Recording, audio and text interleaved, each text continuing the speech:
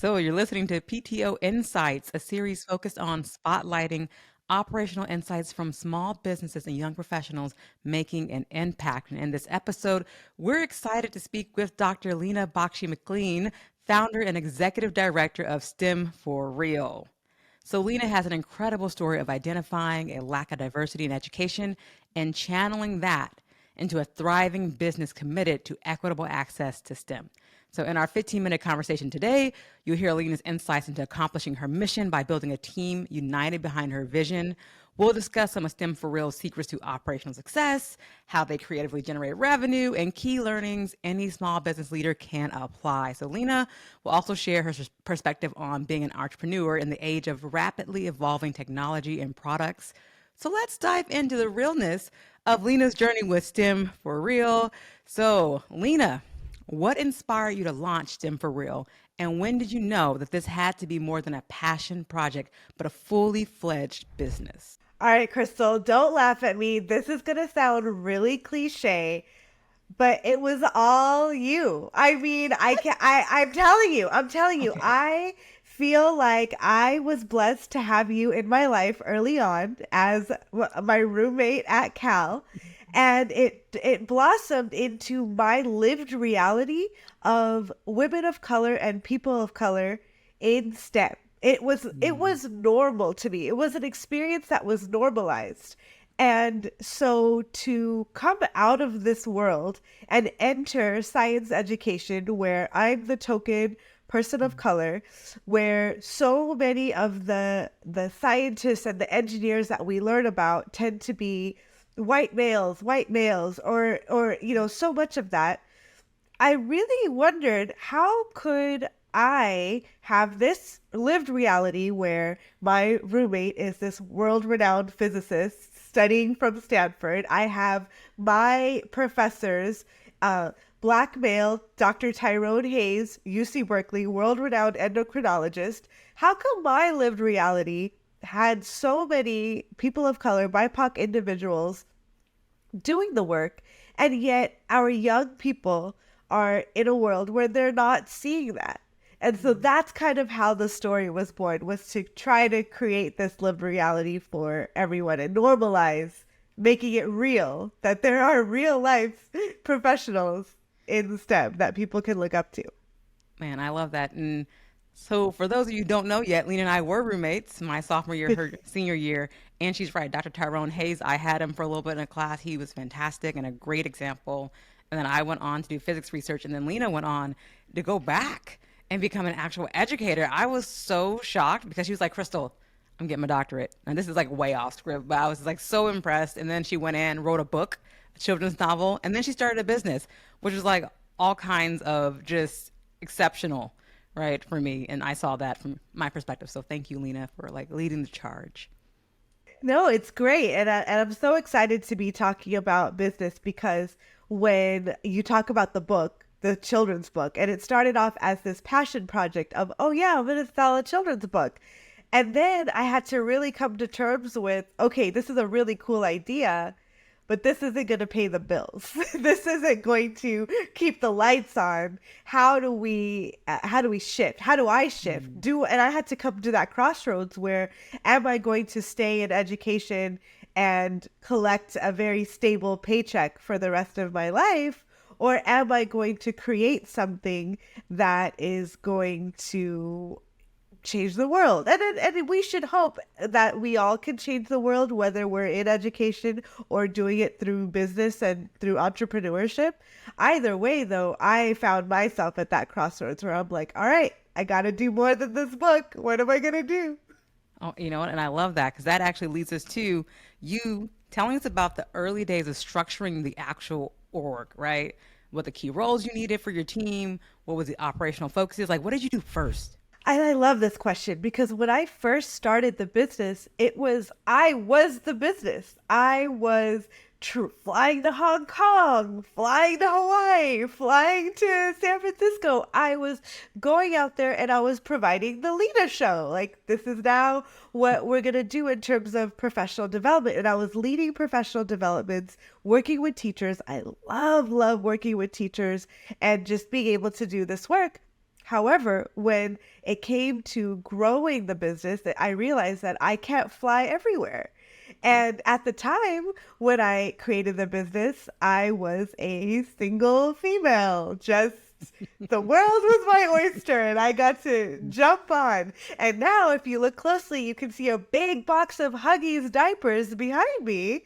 And that's because that is my new life of I'm married with two children now, under 3 years old, or right at three, two under three.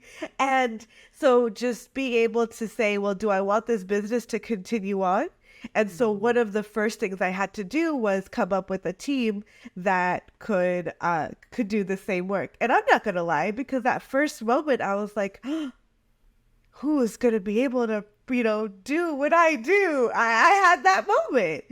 I realized that if I have a strong enough vision of what I want to do and why I created what I created, I realized that that vision in and of itself can hire the right people. And so that's where I saw the people that were coming to me and finding me. And I don't know, maybe the universe played a role too. But I was able to craft a team where now, instead of one PD a day, we could have two, three, or five because we have this devoted team that's doing the work. Nice. I love that. And I love the fact that you crafted that vision and made it really explicit and you were able to attract the right team to you, right? That can help you fulfill that mission. I think that is like critical for people to start with like your why and articulating your why in a way that other people can see it as a flag. Like you're the leader and they can follow you. So that was great. Love that. And so, okay, switching to your nonprofit section, like fundraising and development are like crucial, right? So share a bit about your most creative ways to generate revenue. Like what's something other small businesses can do? I needed someone to tell me that. I had no idea. Which, of course, as an entrepreneur, and I always call myself as a non-entrepreneur entrepreneur. I'm just an educator. I'm an educator that, I taught students, then I worked with teachers. So that's where I came from. So even though I could have the best idea out there and the greatest vision, but if I don't have money to do it or to put behind it to do the work, what's the point? And so much of my role as executive director, I had to really learn what is development, what is fundraising. And I'll tell you right now, I am the worst fundraiser. I'm still getting triggered by like selling cookie dough in high school or like selling candy bars for the soccer team. Like it was the worst. And that's why it goes back to the vision, right? Like where I had to really think about what am I telling people about? And so I'm just grateful that we have a service and a product that sells itself. Because I'll tell you right now, you don't want me selling anything. You could probably convince me to like not sell it or something. I mean, I think, I'm going to say this. You are probably one of the most dedicated educators I have seen. I've seen you personally fly around the country recently when you have a very small child at home and you had to get caretakers and everything. Your mom's involved, your sister's involved, your husband's involved, the whole community, the tribe is behind you because you are so dedicated. I think that is part of this L too. Like you and your team, you guys are on it and you believe the social impact, the social justice of STEM for real. So, I mean, I think that can sell itself. You're right. And that's why. And thank you. Because I saw a quote out there that said, the best thing you sell is to your staff, to your team. And I think that's what I was able to do is to sell the vision to our team for them to carry it out. And so going back to your initial question about fundraising is that, okay, I really have to rethink my role, even though my strength is working with people and being in front of people. I also had to learn the skill of grant writing and fundraising and talking to people. And so I had to shift what I was doing. Like I'm not selling a service. I get to brag about the teachers that have worked with us and the educators. And I get to see what they get to see in their classrooms and the lights that light up. Like I get people coming up to me and saying, Lena, all I did was put posters on the wall of people of color and of what a scientist is and who a scientist can be. And one of my students said, oh, wow, they look like me. I can be in STEM too. And I even had one person, I come in as like I have my doctorate in education, but sometimes it's even hard for me to acknowledge like, oh, I am a scientist. Like, well, I majored in science, but I didn't get a PhD in science. Am I a scientist? Yes. And so the educators around me are like, of course, Leena, you are. And so they introduce me. They say, this is Dr. Leena Bakshi. She's a scientist. And that third grade student in her classroom, she went up to the teacher and she said, Miss, how is she a scientist? She has brown skin like me. Hmm. And so just my presence of coming in and saying I'm a scientist, I feel like that's why that this work is here to do this work. This is the calling. Man, I love that, Lena. You know, I love that. It's so great. So awesome. Okay, now I'm going to bring up generative AI, ChatGPT. We have all this technology. Everything is changing in and outside the classroom, right? But how are you and your team staying on top of new products, innovations? How can you further that mission? And how do you avoid going down the rabbit hole of like the new shiny object? Oh, I love this question. I love it because I feel like all the AI companies that are coming up are like the new dot coms that that would come up, and it's crazy because one of the most powerful things about our company is our focus on relationships. Hmm. And that is one thing that I don't think AI can do. I tried it. I talked to AI. I said, AI, my husband and I aren't getting along right now. I did. And it said, I'm so sorry to hear that. Good luck. And so which is great. There's great that there's this like connection, this human connection that's trying to be built, but focused on trying. It's never going to be a human connection that's going to uh, carry our students from Hmm. cradle to graduation to career. Hmm. And call me old fashioned. And I love AI. I've got my open AI chat GPT browser open right now as we speak. And I think that we should really lean in on the technology and make sure that us as educators that we're embracing it so that our students are able to stay ahead of the curve and know and just be able to interact with it. And I caution any of these new AI companies saying, "Oh, replace the teacher." Good luck. Let me know how that goes because so much of addressing equity in the classroom is about creating a sense of belonging for our students, especially our Black students, making them know and realize that they are part of our sphere. And it's about that connection, the cultural capital that our students can bring into the classroom. Man, that was powerful. You know, I think the good luck is the key, right? And at the end of the day, humans need human interaction. I said it, right? And teachers are at the point where your child's life is the future for all of us. And if you get that wrong, as we know, you can mess up, like you said, their whole trajectory. Right. Right. And let's just think about how we started this phone call. The very first or this video call. The very first person that I mentioned was Dr. Tyrone Hayes. He was my teacher at Cal. So what he taught us, yes, I forgot a lot of the endocrinology pathways. Sorry, doc. But what I do remember are those pivotal lectures, the Mm. what he talked about, the stories, the connections, and I remember him saying, if we had more Black scientists, would we come closer to a cure for sickle cell anemia? And I was Hmm. like, wow, would we? Like, it got me thinking in a way that I don't think AI can get me thinking because of the relationship that Dr. Tyrone built with his students. Wow. Wow. You're right. I think more diversity, even in thought and where your background is from, actually does create a different solution. And that's, that creative juice that comes from just your background, your knowledge, your set, right? And so, we connect in this. I'll Move past that. We connect on this. Okay, last question. If you could snap your fingers, Thanos style, and solve an operational pain point at STEM4Real, what would that be? What's mission critical that you could snap your fingers and you would magically get it right?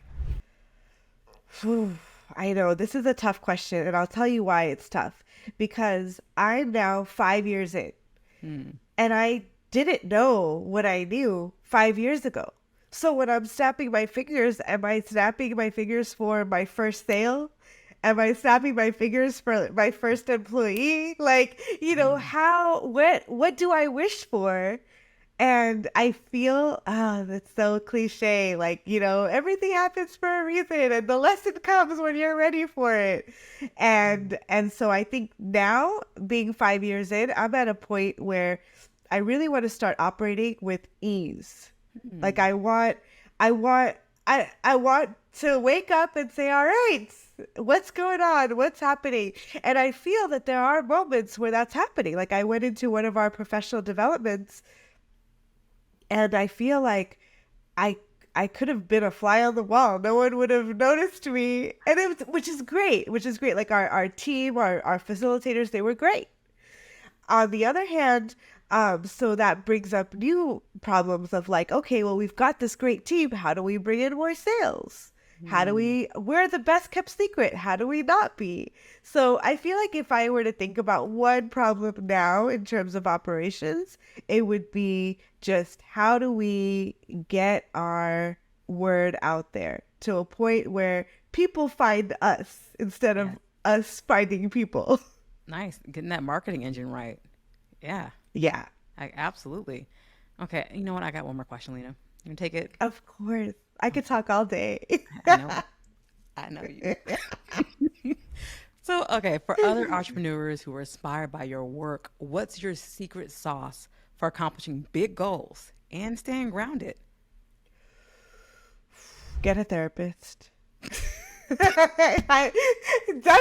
but okay, but in all that is seriousness, but also like to really think about your what problem are you solving? There's so much sound and there's so much noise out there when it comes to make 10K in 10 months and like or like like make 10K months. There's so much of the same old, and I think one of the things that have kept us going has been we're so focused on STEM and anti-racism. And every time I want to expand, it's great. I feel like I can. However, it always comes back to we know STEM and we know anti-racism, and that's what we want to focus on. And that's really what helps us is like we found somewhere where it's a niche that can't really be filled unless it's by us.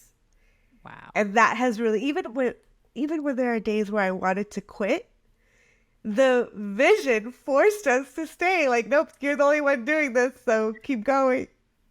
Nice. I love that. You articulated the why as your like cornerstone. I love that. So, Lena, this concludes our insightful conversation. You are STEM for real. Dr. Leena Bakshi McLean, you gave us an inside look at turning your passion from equitable STEM education into a thriving business that unites top talent behind your powerful vision. So we covered keys to your operational success, creating revenues with those grant writing skills you got, going beyond the nonprofit space, staying focused on your mission, even if there's going to be AI in the corners, and you're leaving and you're inspiring the small businesses and founders to remind them to stay grounded in their purpose through all that growth. So the realness that you have inspired us, your grit, the story. And so thank you for joining us on PTO Insights, and I would love to see you on here soon. Yes, thank you all. And please keep the conversations going in the comments anywhere. You can find me online at STEM4Real. And I really hope we always need more leaders out there. So whatever you're doing, keep doing it. Nice. Okay. Well, talk to y'all soon. Bye.